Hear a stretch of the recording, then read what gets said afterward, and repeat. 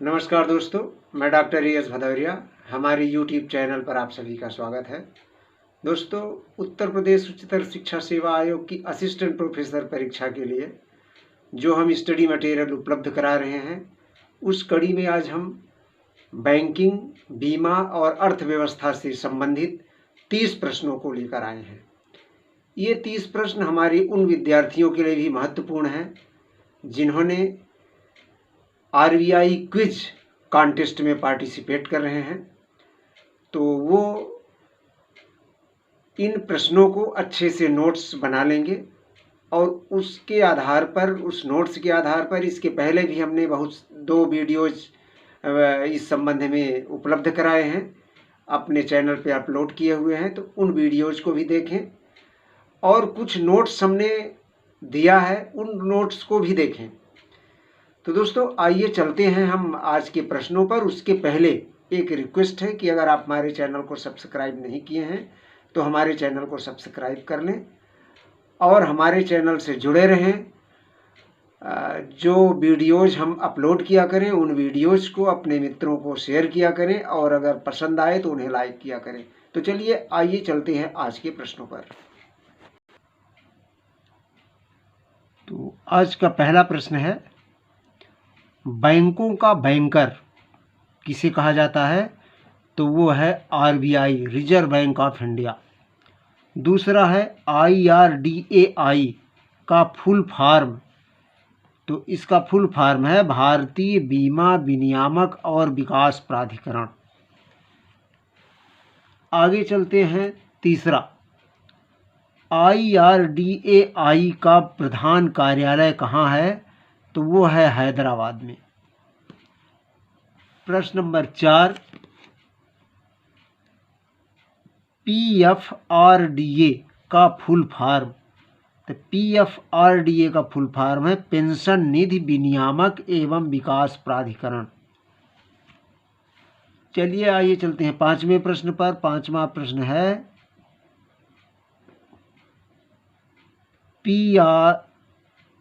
PFRDA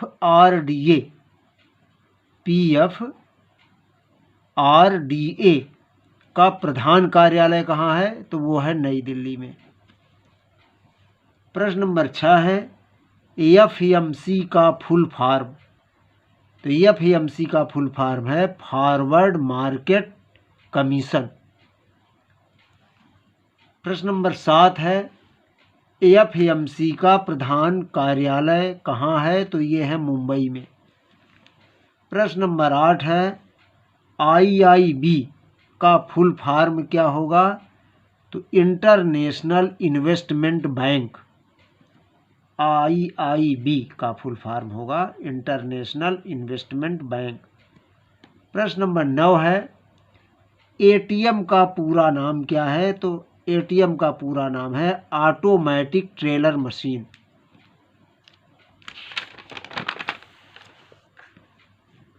प्रश्न number 10 पे हम चलते हैं, जीडीपी का फुल फॉर्म क्या होगा? तो जीडीपी का फुल फॉर्म होगा ग्रॉस डोमेस्टिक प्रोडक्ट, सकल घरेलू उत्पाद। सकल घरेलू उत्पाद। प्रश्न नंबर 11 है, भारतीय स्टेट बैंक की स्थापना कब हुई? तो वो है 1 जुलाई 1955 को। 12वां प्रश्न है, विश्व बैंक का मुख्यालय कहाँ है? तो वो है वाशिंगटन डीसी में, ये अमेरिका में है विश्व बैंक का मुख्यालय। अगला प्रश्न है, केवाईसी का पूरा नाम क्या है? तो केवाईसी का पूरा नाम है नो योर कस्टमर।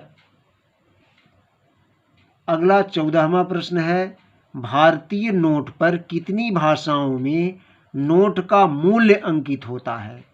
तो ये 15 भाषाओं में नोट का मूल्य अंकित हो रहा है वर्तमान में। अब है 15वां, भारतीय जीवन बीमा निगम की स्थापना कब हुई थी? तो भारतीय जीवन बीमा निगम की स्थापना 19 जनवरी 1956 को हुई थी।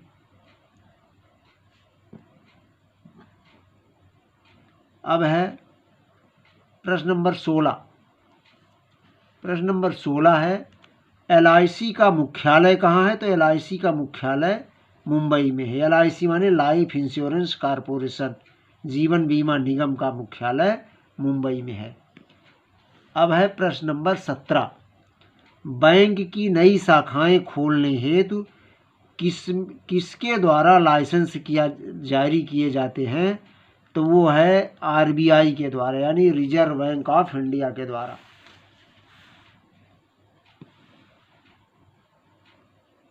अगला प्रश्न है प्रश्न नंबर 18। पहला बायोमेट्रिक एटीएम किस बैंक ने स्थापित किया है? तो वो है पंजाब नेशनल बैंक। अगला प्रश्न है RBI का स्थापना दिवस कब है? तो वो है 1 अप्रैल। 1 अप्रैल को RBI का स्थापना दिवस मनाया जाता है। प्रश्न नंबर 20 है आय के मामले में सबसे बड़ा निजी बैंक कौन सा है? सबसे बड़ा निजी बैंक यानी प्राइवेट बैंक, तो वो है HDFC बैंक। अगला प्रश्न है सबसे बड़ा सरकारी बैंक, तो वो है SBI, State Bank of India. 22वां प्रश्न है क्षेत्रीय ग्रामीण बैंक का स्थापना वर्ष। क्षेत्रीय ग्रामीण बैंक, तो इसकी स्थापना हुई थी 1975 में। अब है प्रश्न नंबर 23। कितने प्रतिशत फटे नोट को बदल कर आप नए नोट ले सकते हैं? तो वो है 51%। फटा नोट है अगर, तो उसको बदल कर नया नोट लिया जा सकता है।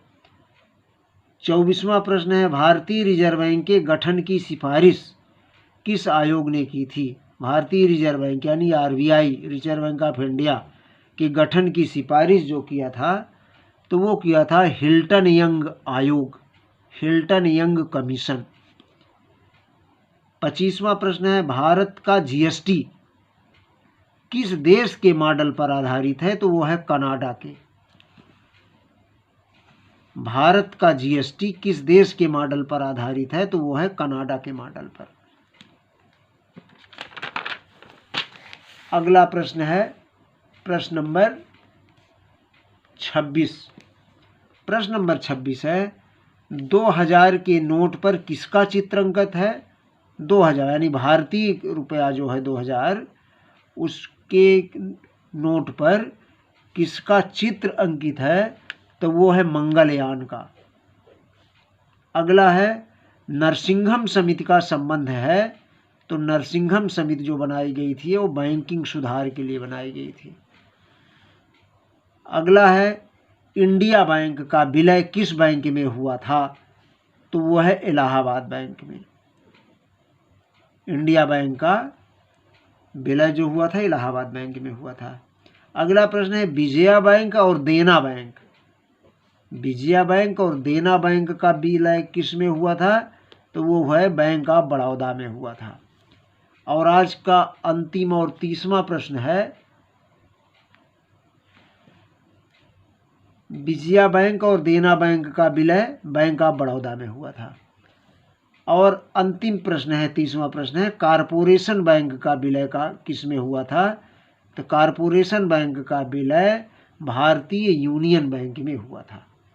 तो दोस्तों इसी के साथ आज हमारे 30 प्रश्नों की श्रृंखला यहीं पर संपन्न होती है।